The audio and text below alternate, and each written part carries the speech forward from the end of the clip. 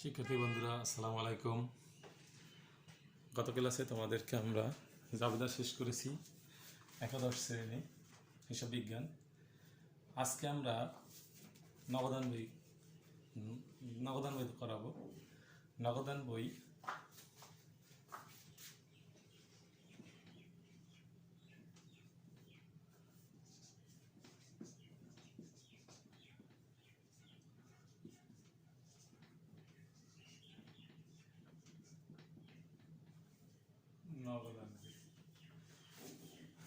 বন্ধুরা, তোমরা আমাদের সাউন্ড কম হচ্ছে, তোমরা একটু সাউন্ড বাড়িয়ে শুনে নেবা। আমরা আজকে নগদান বই করাবো। নগদান বই কাকে বলে আগে আমাদের বুঝতে হবে যে নগদান বই কাকে বলে। ঠিক আছে, আমরা আজকে কি জানবো যে নগদান বই কাকে বলে। তাহলে আমরা বলি নগদান বই কাকে বলে। যে বইয়ে কোনো ব্যক্তি বা প্রতিষ্ঠানের সমস্ত প্রকার নগদ লেনদেন অর্থাৎ নগদ প্রাপ্তি ও পরিশোধ সমূহ তারিখের ক্রমানুসারে লিপিবদ্ধ করা হয়, সেই বইকে নগদান বই বলা হয়। বন্ধুরা, নগদান বই কাকে বলে আমরা আবার বলি। যে বইয়ে কোনো ব্যক্তি বা প্রতিষ্ঠানের সমস্ত প্রকার নগদ লেনদেন অর্থাৎ নগদ প্রাপ্তি ও পরিশোধ সমূহ তারিখের ক্রমানুসারে লিপিবদ্ধ করা হয়, সেই বইকে নগদান বই বলা হয়। ঠিক আছে বন্ধুরা, আমরা তাহলে একবার লিখে দেই।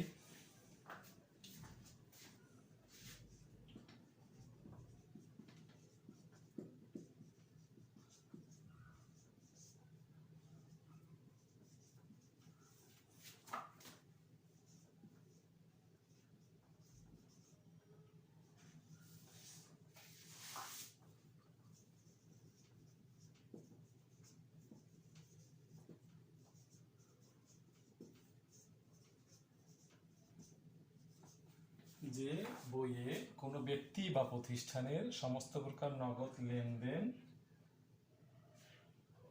অর্থাৎ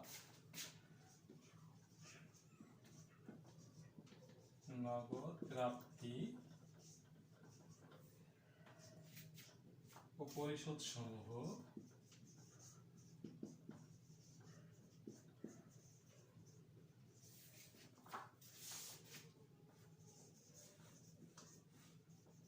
তারিখের ক্রমানুসারে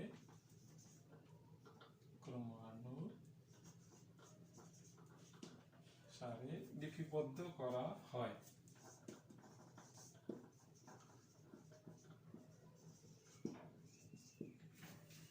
করা হয়।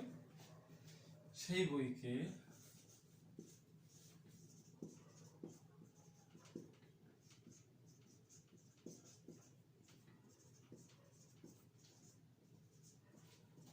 বন্ধুরা, তাহলে আমরা কি পাইলাম? নগদান বই কাকে বলে?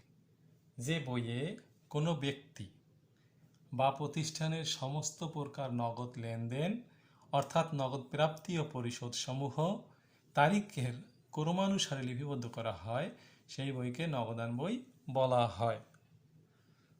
বন্ধুরা, তাহলে কাকে বলে মুছে ফেলি, তোমরা উঠিয়ে নিও।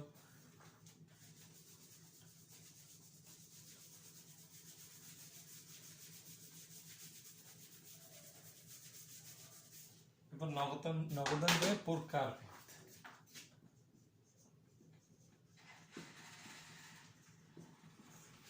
নগদান বই এক নম্বর আছে এক ঘরা নগদান বই, দু ঘরা নগদান বই,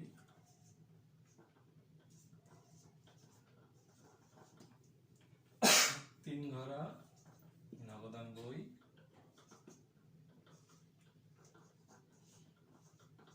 খুচরা নগদান বই।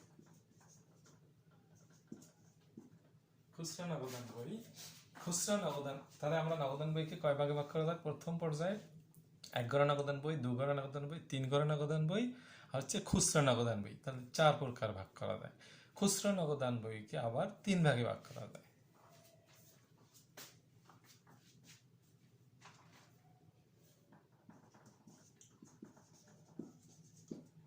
সাধারণ খুচরা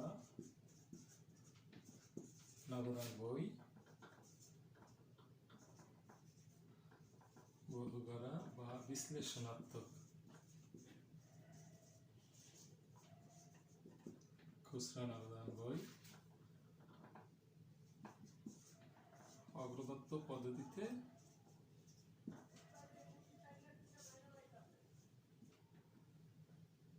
খুচরা নগদান বই। বন্ধুরা, তাহলে এক ঘর নগদান বই যে টাকার ঘর একটি থাকে, দুই পাশে ডেবিট এবং ক্রেডিট পাশে টাকার পরিমাণের একটা ঘর থাকে, ডেবিট পাশে একটা, ক্রেডিট পাশে একটা, মানে একটা টাকার ঘর। আর দুঘরা নগদান বই হচ্ছে ডেবিট পাশে দুইটা টাকার ঘর, একটা নগদ টাকা একটা ব্যাংক টাকা, ক্রেডিট পাশে দুইটা টাকার ঘর, নগদ টাকা ব্যাংক টাকা, মানে দুইটা টাকার ঘর। যে ঘর সেটা হচ্ছে দুঘরা। আর তিন ঘরা হচ্ছে তিনটা টাকার ঘর। এক ঘরা একটা টাকার ঘর, দুঘরা দুইটা টাকার ঘর, তিন ঘরা হচ্ছে তিনটা টাকার ঘর। তিনটা হচ্ছে, একটা হচ্ছে নগদান নগদ টাকা, একটা হচ্ছে ব্যাংক টাকা, আর হচ্ছে বাট্টা টাকা। ঠিক আছে, ডেবিট পাশে তিনটা, আবার ক্রেডিট পাশে সেম তিনটা টাকার ঘর। তাই এক ঘরে টাকার ঘর হচ্ছে দুইটা, দুঘরা নগদান বই টাকার ঘর হচ্ছে দুইটা, এক ঘরায় একটা, দু ঘরায় দুইটা, তিন ঘরায় তিনটা। খুচরা নগদান বই, খুচরা হচ্ছে সাধারণ খুচরা নগদান বই হচ্ছে টাকার ঘর হচ্ছে একটা, যেটা শুধু প্রাপ্তি প্রদান, ডেবিট পাশে ক্রেডিট পাশে এটা। আর বহুঘরা বিশ্লেষণাত্মক হচ্ছে আগে আমরা খুচরা খরচের বিবরণ করব, আর বহুঘরা মানে আলাদা আলাদা আলাদা আলাদা খরচের ভাগ। হ্যাঁ, খরচ আলাদা আলাদা ভাগ করব, যে আপ্যায়ন খরচ, মণিহারি, ছাপা মুদ্রণ, আলাদা আলাদা আমরা খুচরা হিসাবে ভাগ ভাগ করব। অগ্রদত্ত পদ্ধতিতে হচ্ছে সেম, আলাদা আলাদা ভাগ করব। অগ্রদত্ত একটা নিয়ম আছে, বহুঘরার একটা নিয়ম আছে। অঙ্ক যখন আমরা করাবো তখন আমরা এই দুইটা পদ্ধতি দেখিয়ে দেব। তাহলে বন্ধুরা, তাহলে নগদান বই হচ্ছে চার প্রকার: এক ঘরা নগদান, দু ঘরা নগদান, তিন ঘরা নগদান, খুচরা নগদান। খুচরা নগদান হচ্ছে তিন পদ্ধতিতে করা হয়: সাধারণ খুচরা নগদান, বহুঘরা ও বিশ্লেষণাত্মক, অগ্রদত্ত পদ্ধতি খুচরা নগদান। এখন নগদান বইয়ে কিছু নিয়ম আছে, আমরা সেটা দেখাবো।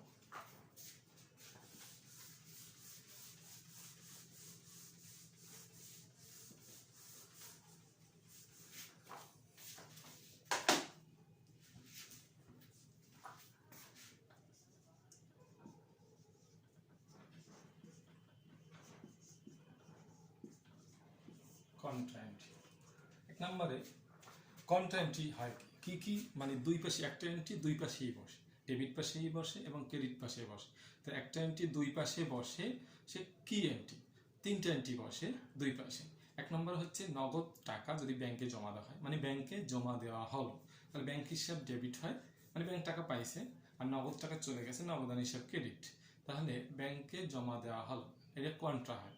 কন্ট্রা বলতে দুই পাশেই বসে, তাহলে ব্যাংক হিসাব ডেবিট, মানে টাকা বসবে ডেবিট পাশের ব্যাংকে, আমরা লিখবো বিপরীত এন্ট্রি নগদান হিসাব। আবার এখানে নগদানে টাকা বসবে ক্রেডিটে, লিখবো ব্যাংক হিসাব। এটি কন্ট্রা এন্ট্রি, মানে আমার এন্ট্রির সাথে টাকা বসবে, এন্ট্রি ঘুরে যাবে। আমি নগদান হিসাব ব্যাংকে জমা দেওয়া ব্যাংক হিসাব ডেবিট, ব্যাংকে ডেবিট পাশে বসবে, লিখবো নগদান। আর নগদান হিসাব ক্রেডিট, নগদান ক্রেডিটে বসবে, লিখবো ব্যাংক। মানে এন্ট্রি উল্টে যাবে, টাকা অনুপাতে বসবে। তাহলে এই হচ্ছে আমার কন্ট্রা এন্ট্রি। কন্ট্রা হচ্ছে কি, আবার বলি তোমরা শোনো। কন্ট্রা হচ্ছে যে সকল এন্ট্রি দুই পাশেই বসে, যে সকল এন্ট্রি নগদান বইয়ের দুই পাশেই বসে, সেটা হচ্ছে কন্ট্রা এন্ট্রি। তাহলে আমাদের কন্ট্রা হচ্ছে প্রথমত যে ব্যাংকে জমা দেওয়া হলো, তাহলে দেখি নগদ টাকা ব্যাংকে জমা দেওয়া হলো, মানে নগদ টাকা ব্যাংকে জমা দেওয়া হলো,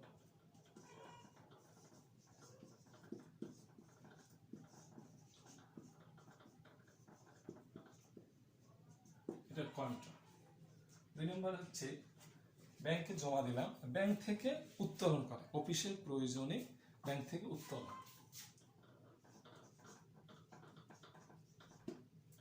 অফিসের প্রয়োজনে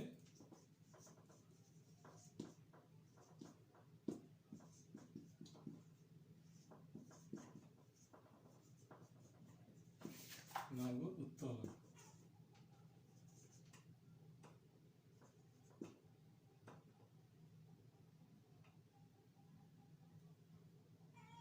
অফিসের প্রয়োজনে ব্যাংক হতে নগদ উত্তোলন।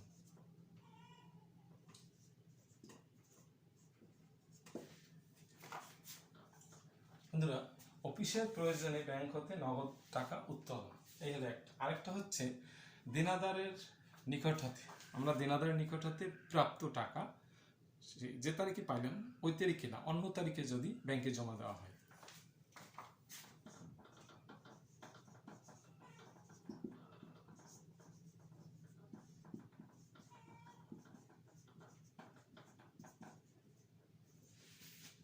দেনাদারের নিকট হতে প্রাপ্ত টাকা, প্রাপ্ত চেক ওই দিনের পরে, প্রাপ্ত চেক টাকা বা চেক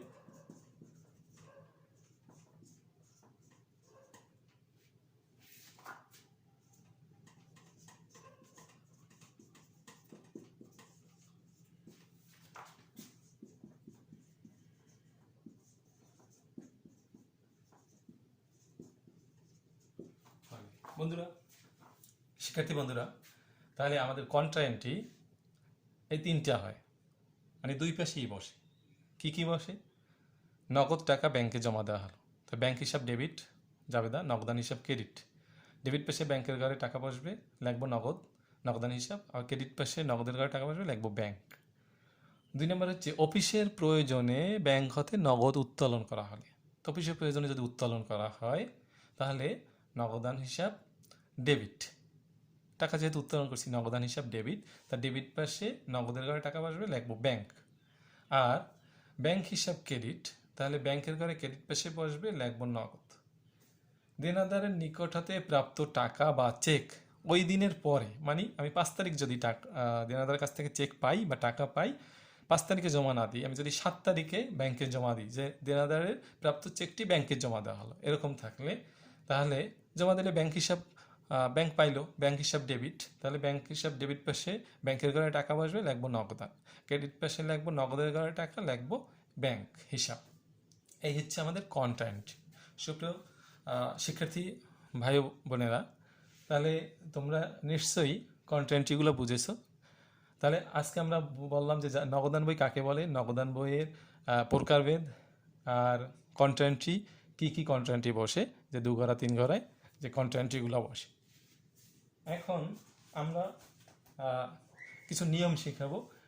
এটা এটা তো শিখলাম, আর একটু শর্টকাট নিয়ম আছে, যে কি ডেবিট পাশে বসে, কি ক্রেডিট পাশে বসে, এটা একটু শর্টকাটে শিখাবো।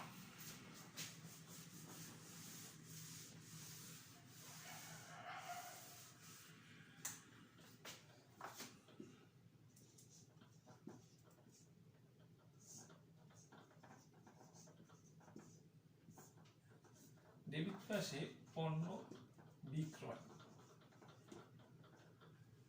পণ্য, ক্রেডিট পাশে পণ্য ক্রয় হবে। নিশ্চয়ই নগদ, নগদান বইয়ের নগদ সব লেনদেন।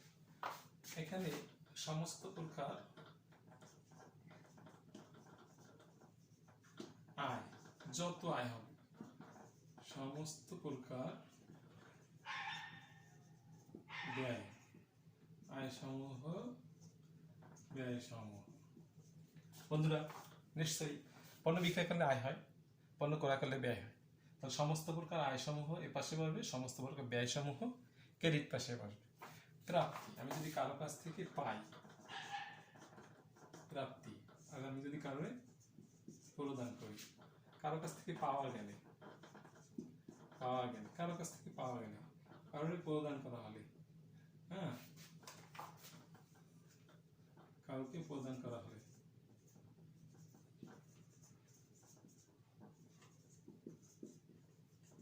কাউকে প্রদান করা হয়, তাহলে সমস্ত প্রকার, মানে এখানে ব্যাংক সুদটা বসবে, ব্যাংক সুদ, এখানে বসে ব্যাংক চার্জ, মানে যে কোনো চার্জ, যে কোনো সুদ। তাহলে এখানে ব্যাংক সুদ, এখানে বসে ব্যাংক সুদ, ব্যাংক চার্জ। যদি চেক, এদিকে চেক জমা দেওয়া ছিল, প্রত্যাখ্যিত চেক, প্রত্যাখ্যাত হয়, প্রত্যাখ্যাত চেক, যে চেকটা জমা দেওয়া হয়েছিল প্রত্যাখ্যাত হয়েছে, আর যদি উত্তোলন করা হয়, ব্যক্তিগত প্রয়োজন উত্তোলন,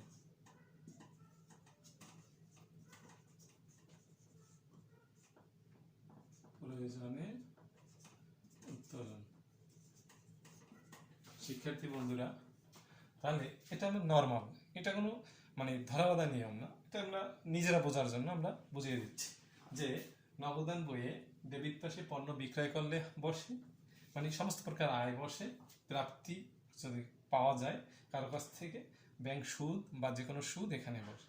আর এখানে পণ্য ক্রেডিট সাইডে, ক্রেডিট পাশে বসে পণ্য ক্রয় এবং সমস্ত প্রকার ব্যয়সমূহ প্রদান, এবং কাউকে প্রদান করা হলে, ব্যাংক চার্জ হলে বা যে কোনো চার্জ, প্রত্যাখ্যাত চেক, যেন করিম সাহেব ব্যাংকে জমা, করিমের কাছ থেকে পেয়ে ব্যাংকে জমা দিলাম, ওই চেকটা প্রত্যাখ্যাত হল। তারপরে ব্যক্তিগত প্রয়োজনে উত্তোলন করলে, এই এন্ট্রিগুলো এখানে হয়। ঠিক আছে শিক্ষার্থী বন্ধুরা?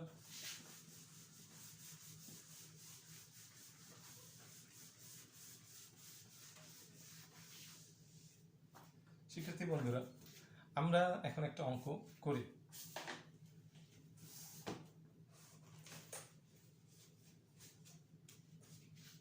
আমরা একটা ঘর আঁকি যে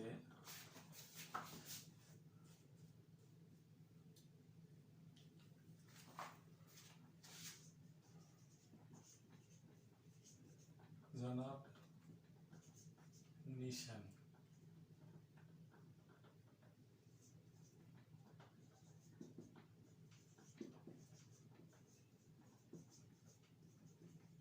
দুর্ঘটনা নগদান বই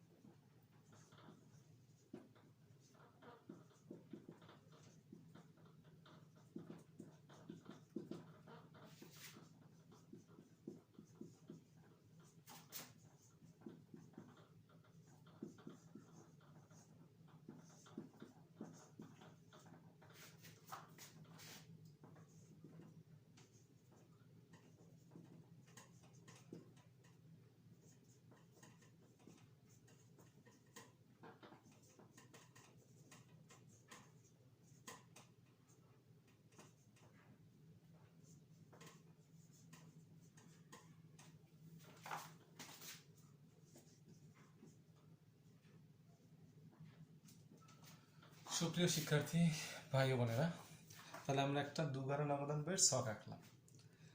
তাহলে জনাব নিশানের দুগারণ অবদান বই দেখা যাচ্ছে নিশ্চয়ই। তাহলে ডেবিট পাশ হচ্ছে তারিখ, বিবরণ, রসিদ নং, খতিয়ান পৃষ্ঠা, নগদ টাকা, ব্যাংক টাকা। আর 3 ঘরা হলে একটা টাকা হয়তো 12টা টাকা। আর 1 ঘরা হলে শুধু ব্যাংকটা হতো না, নগদ টাকার পরিমাণ হতো। আর ক্রেডিট পাশে তারিখ, বিবরণ, ভাউচার নাম, ক্রয় করলে ভাউচার আনতে হয়, আর বিক্রয় করলে রসিদ দিতে হয়। এই কারণে ডেবিট পাশে রসিদ, ক্রেডিট পাশে ভাউচার। ভাউচার নাম, খতিয়ান পৃষ্ঠা, নগদ টাকা, ব্যাংক টাকা। আর যদি 3 ঘরা করতাম তাহলে একটা 12টা টাকা হতো, আর 1 ঘরা করলে শুধু টাকার পরিমাণ হতো। শিক্ষার্থী বন্ধুরা, আমরা এখন অঙ্কটা করি, করলেই দেখা যাবে যে তোমাদেরকে নগদান বই হচ্ছে কিনা। তাহলে এখানে আমাদেরকে আছে জুন 2019 সালের জুন 2001 তারিখ। আরেকটা কথা বলে রাখি শিক্ষার্থী বন্ধুরা, আমাদের এখানে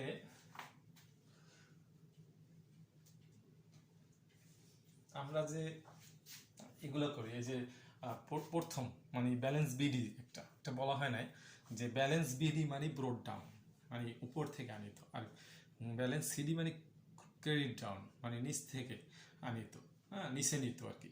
তাহলে ব্রোড ডাউন হচ্ছে ব্যালেন্স বিডি।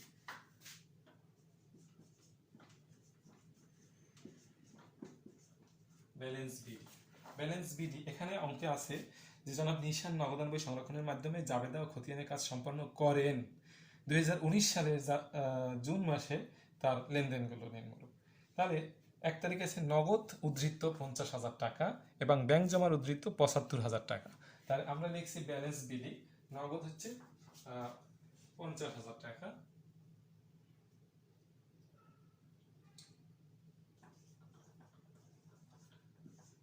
ব্যাংক হচ্ছে 75,000 টাকা।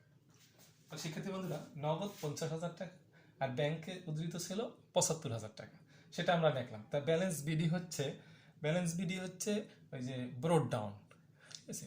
আমরা এমনি বলতে পারি যে শুরুতে যে তারিখটা, বিগিনিং ডেটও বলতে পারি, এটা হচ্ছে ব্রোড ডাউন বলা হয়। 2 নম্বরে হচ্ছে পণ্য ক্রয় করা হলো 6,000 টাকা, পণ্য ক্রয় 2 তারিখ, ক্রয় হিসাব ডেবিট, হ্যাঁ, আর নগদান হিসাব ক্রেডিট। এই নগদানের টাকা ক্রেডিটে আমরা যদি জাবেদা সিস্টেমে করি, তাহলে ক্রয় হিসাব ডেবিট, নগদান হিসাব ক্রেডিট। আমার টাকার ঘর যেখানে আছে সেখানে যাবে, কারণ আমরা টাকার অঙ্ক করতেছি, নগদানের অঙ্ক। তাহলে ক্রয় হিসাব ডেবিট, নগদান হিসাব ক্রেডিট, টাকা যেখানে সেটা বসবে খতিয়ানের মতো, আর বিপরীত এন্ট্রিটা বসবে, ঠিক আছে। এভাবে করতে হবে, অথবা খরচ সবের পাশে, আয় সবের পাশে। তাহলে 2 তারিখে পণ্য বিক্রয় আছে, তার বিক্রয় হিসাবে আছে 10,000 টাকা। শিক্ষার্থী বন্ধুরা, তাহলে 2 তারিখে ক্রয় ছিল খরচ 6,000 টাকা, ক্রেডিট পাশে গেছে, আর বিক্রয় ছিল 10,000 টাকা, ডেবিট পাশে বসছে। এর 5 তারিখে এসে পণ্য ক্রয় করে চেক প্রদান করা হলো, পণ্য ক্রয় করে চেক প্রদান। তাহলে ক্রয় হিসাব চেকে মানে ব্যাংকে 7,000 টাকা, চেক মানে ব্যাংক, চেকে আমি পরিশোধ করে দিচ্ছি, মানে ব্যাংকে, চেকটা ব্যাংকের মাধ্যমে পরিশোধ হয়ে যাবে। তারপরে আছে আমার 7 তারিখে ব্যাংকে জমা দেওয়া হলো, 7 তারিখ ব্যাংকে জমা দেওয়া হলো, কন্ট্রা এন্ট্রি, ব্যাংকে জমা দেওয়া হলো, কন্ট্রা হয়। তাহলে ব্যাংক হিসাব ডেবিট, টাকা হচ্ছে ব্যাংক হিসাব ডেবিট, তাহলে টাকা হচ্ছে আমার 3,500, লিখবো নগদান হিসাব, বিপরীত এন্ট্রি, আর এখানে কন্ট্রা, আর এখানে 3500 নগদান হিসাব, এখানে লিখবো ব্যাংক হিসাব, বিপরীত এন্ট্রি। তাহলে আমার ব্যাংক হিসাব ছিল ডেবিট, নগদান হিসাব ছিল ক্রেডিট, টাকা ঠিক আছে, ব্যাংক হিসাব ডেবিট, বিপরীত এন্ট্রি, নগদান হিসাব ক্রেডিট, বিপরীত এন্ট্রি, এটা হচ্ছে আমার কন্ট্রা এন্ট্রি। তাহলে ব্যাংক হিসাব আমার ছিল ডেবিট, ব্যাংকে টাকা ডেবিটে বসছে, বিপরীত এন্ট্রি নগদান হিসাব আমি লিখছি বিবরণের ঘরে, ওপাশে ক্রেডিট হচ্ছে নগদান হিসাব, বিবরণের ঘরে আমার ব্যাংক হিসাব লিখছি। আমার জাবেদা এন্ট্রি হিসাবে টাকা বসছে, এন্ট্রি বিপরীতটা বসছে, এটা হচ্ছে কন্ট্রা এন্ট্রি। এবার 10 তারিখে রহিমের নিকট থেকে 5,000 টাকার চেক পেয়ে রহমানকে প্রদান, রহিমের নিকট থেকে চেক পেয়ে রহমানকে প্রদান। তাহলে আমি রহিমের নিকট থেকে পাইছি এবং রহমানকে প্রদান করছি।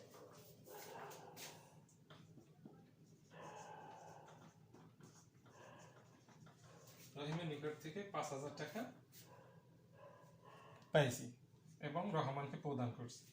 তাহলে 5,000 টাকা রহিমের নিকট থেকে পাইলাম এবং রহমানকে প্রদান করলাম 10 তারিখ।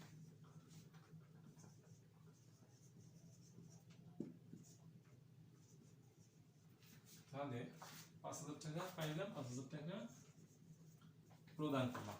তা রহিমের নিকট থেকে আমি 5,000 টাকা পাইলাম এবং রহমানকে প্রদান করলাম 5,000 টাকা।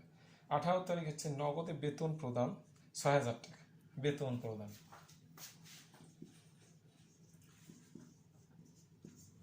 বেতন হিসাব নগদে 6,000 টাকা। তারপরে বাড়ি ভাড়া,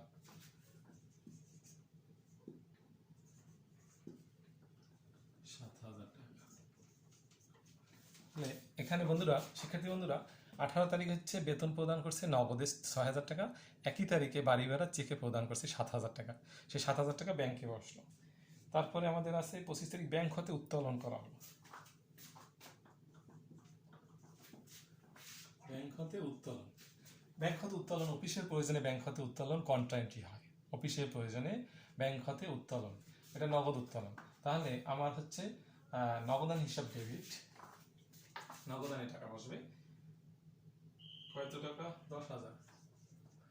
নগদান হিসাব ডেবিট বসবে ব্যাংক, লিখবো ব্যাংক কোনটা, নগদান ব্যাংক হিসাব, ব্যাংকে বসবে 10,000, লিখবো নগদ। শিক্ষার্থী বন্ধুরা তোমরা দেখো এখানে ব্যাংক হতে মানে অফিসের প্রয়োজনে ব্যাংক হতে উত্তোলন করছি, আমি উত্তোলন করছি টাকা, তাহলে আমার নগদ টাকা বাড়ছে নগদে, তাহলে আমি লিখবো বিপরীত এন্ট্রি ব্যাংক হিসাব। আবার এখানে নগদান হিসাব গেল, আর ওটা হচ্ছে ব্যাংক হিসাব, তাহলে ব্যাংক হিসাব ক্রেডিটে টাকা, ঠিক আছে, তাহলে আমার এখানে লিখবো নগদান হিসাব, এটা হচ্ছে কন্ট্রা এন্ট্রি। তারপরে আমার 25 তারিখ গেল, এটা 26 তারিখ আছে মামুনের নিকট থেকে যন্ত্রপাতি ক্রয়। তা যন্ত্রপাতি যদি ক্রয় করি তাহলে এটা খরচ, যন্ত্রপাতি ক্রয়, তাহলে মামুনের নিকট থেকে যন্ত্রপাতি ক্রয়, তাহলে যন্ত্রপাতি ক্রয় করছি মামুনের নিকট থেকে, এটা নগদ নাই, তাহলে নগদ নাই যেহেতু এটা নগদান বইয়ে আসবে না, এটা অনগদ লেনদেন। তারপর হচ্ছে প্রচারের জন্য বিনামূল্যে পণ্য বিতরণ করা হলো 5,000 টাকা, 27 তারিখ বিনামূল্যে পণ্য বিতরণ করছি, তাহলে বিনামূল্যে পণ্য বিতরণ করছি, এটা টাকা পাবো না, ঠিক আছে, এটা এখানে আসবে না, এটা হচ্ছে অনগদ লেনদেন। তারপর 28 তারিখ হচ্ছে প্রচারের জন্য ব্যয় হয়েছে 4,000 টাকা, প্রচারের জন্য আমার এটা নগদ টাকা গেছে 28 তারিখ, প্রচারের জন্য ব্যয় হয়েছে যেহেতু এটা আমার বিজ্ঞাপন হয়েছে, প্রচারের জন্য ব্যয় হচ্ছে আমার বিজ্ঞাপন, তাহলে 4,000 টাকা। শিক্ষার্থী বন্ধুরা তাহলে 28 তারিখ হচ্ছে প্রচারের জন্য যেটা আমি ব্যয় করছি, এটা আমার নগদ টাকা গেছে, এটা নগদ লেনদেন, এই জন্য নগদে এখানে আসছে, বিজ্ঞাপন খরচ হিসাবে 4,000 টাকা আমার খরচ হয়েছে নগদে।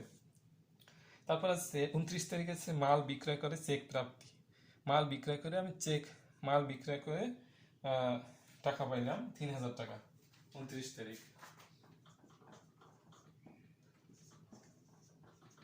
মাল বিক্রয় করে টাকা পাইলাম 3,000 টাকা, সরি মাল বিক্রয় করে টাকা পাইলাম 3,000 টাকা, মাল বিক্রয় করে আমি নগদ 3,000 টাকা পাইলাম, এটা নগদে বসছে বিক্রয় হিসাব আয়। তারপর হচ্ছে এখানে নগদ 10,000 টাকা এবং 29 তারিখে যে তার 29 তারিখে চেকের অর্ধেক টাকা ব্যাংকে জমা দিছি, তাহলে নগদ 10,000 টাকা, 30 তারিখে বলছে কি যে নগদ 10,000 টাকা, আর এই যে বিক্রয় করছে 3,000 টাকা, এর অর্ধেক মানে 1,500, তাহলে কত 11,500 টাকা আমি কি করছি ব্যাংকে জমা দিছি 30 তারিখ।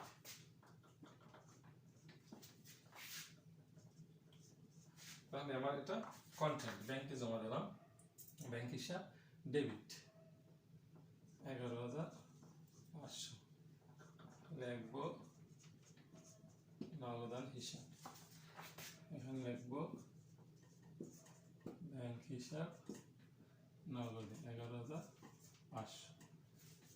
শিক্ষার্থী বন্ধুরা বিক্রয়ের 3,000 টাকার অর্ধেক এবং 10,000 টাকা এই দুইটা হচ্ছে ব্যাংকে জমা, তাহলে মানে কন্ট্রা এন্ট্রি, তাহলে ব্যাংক হিসাব ডেবিট লিখবো নগদান, নগদান হিসাব ক্রেডিট লিখলাম ব্যাংক, কন্ট্রা এন্ট্রি হল।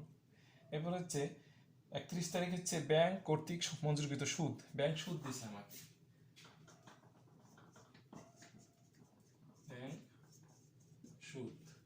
ব্যাংক সুদ দিয়েছে 2,000 টাকা,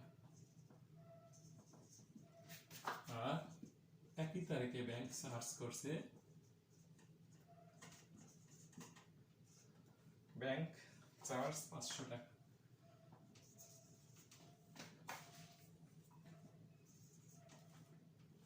শিক্ষার্থী বন্ধুরা আমাদের 31 তারিখে ব্যাংক আমাদের সুদ দিয়েছে 2,000 টাকা, আর একই তারিখে ব্যাংক চার্জ করছে 500 টাকা, তাহলে এখন আমার অঙ্ক শেষ হয়ে গেছে, ঠিক আছে, তাহলে আমরা এখন যোগ বিয়োগের কাজ করব।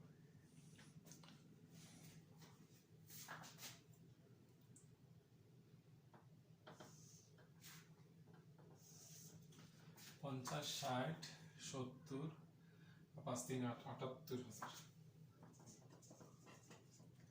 78,000, 75, 70, 75 আর 10, 85, 86, 87, 88, 89, 90, 91, 92,000, 92,000, তাহলে 78,000 এখানে লিখি আর এখানে 92,000 লিখলাম। তাহলে এখানে আছে এই 6,000, 3,000, 9,000, 9, 5, 14 আর 6, 20,520 আর 24,500, 24,034, 35,000, 36,000 টাকা। 78,000 থেকে বিয়োগ করলে আমার 42,000 টাকা থাকে। 42,000 টাকা। এখানে 92,000 থেকে ওই 7,714 আর 10, 24 আর 5, 24,500 টাকা বিয়োগ করলে 67,500, 67,500 টাকা। এটা হচ্ছে ব্যালেন্স সিডি।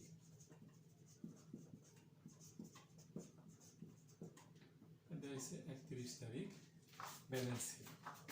এটা হচ্ছে ওই এইটি ব্যালেন্স পিডি হিসাবে আসবে।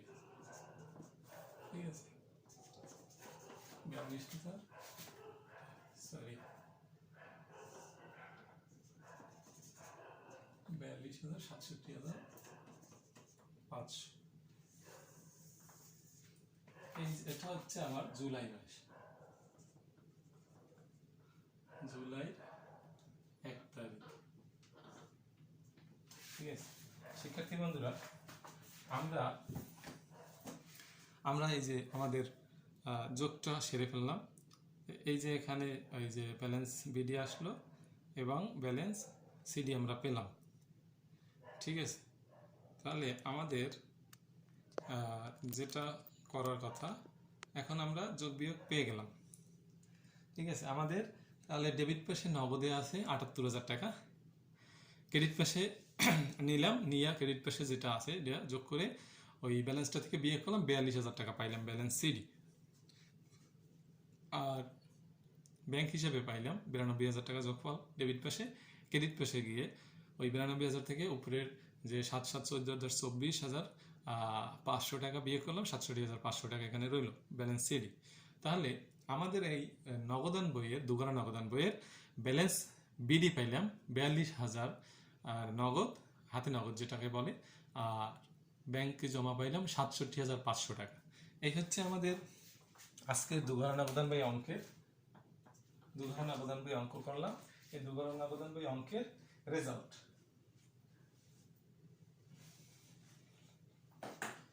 সুপ্রিয় শিক্ষার্থী বন্ধুরা, আজকে আমরা খুবই ক্লান্তি লগ্ন দিন, রমজান চালু হবে, আজকে রাত্রে আমরা সেহরি খাবো।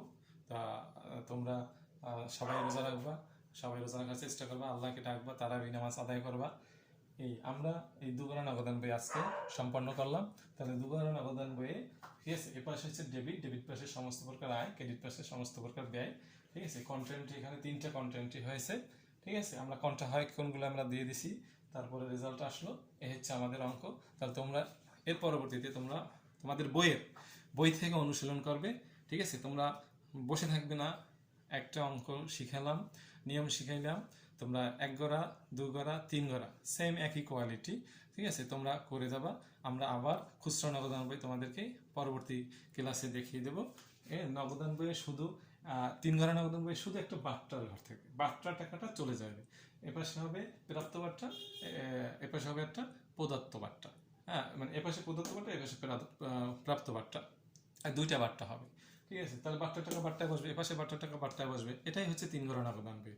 ঠিক আছে, তাহলে 1 গড়াটা হচ্ছে সেম একটা টাকার ঘর, একটা টাকা পাবো, আবার ওই টাকাটা দিয়ে দেবো যারে, দেওয়াটা ওই পাশে, প্রদানটা ওই পাশে, প্রাপ্তটা ওই পাশে। যদি পাই আমাদের প্রাপ্ত টাকা ডেবিটে, প্রদানের টাকা ক্রেডিটে। 1 গড়া নগদান বই। 2 গড়া নগদান বই নগদের টাকা নগদে, ব্যাংকের টাকা ব্যাংকে, যেগুলো পাইলাম, যেগুলো প্রদান করলাম নগদে, আবার ব্যাংকেরটা ব্যাংকে। 3 গড়া নগদান বইয়ে হচ্ছে নগদের টাকা নগদে, ব্যাংকের টাকা ব্যাংকে, এবং বাট্টা, যদি কোনো কার কাছ থেকে টাকা পাইলাম বাট্টা, সেই বাট্টাটা এখানে, হ্যাঁ বাট্টা দিলাম, এটা প্রদত্ত বাট্টা হয়। আর কারো টাকা আমি প্রদান করলাম, যে নগদে প্রদান করলাম, ব্যাংকে প্রদান করলাম, এবং বাট্টা আমি ওইটা পাইলাম, ওটা প্রাপ্ত বাট্টা। এই হচ্ছে আমাদের 3 গড়া নগদান বই। নেক্সট ক্লাসে আমরা খুচরা নগদান বই আলোচনা করব। খুচরা নগদান বইয়ের যে 3টা পদ্ধতি, সাধারণ, খুচরা নগদান, বহুগড়া বিশ্লেষণাত্মক, অবরোধাত্মক, তাহলে আমরা এগুলো করাবো। তোমরা তাহলে কি করবা, আজকের 1 গড়া 2 গড়া 3 গড়া অনুশীলন করবা। তোমরা বেশি বেশি অঙ্ক করবা, বাসায় অনুশীলন করবা। আল্লাহ হাফেজ। আজকের মতো আমরা এখানে বিদায় নিচ্ছি। আল্লাহ হাফেজ।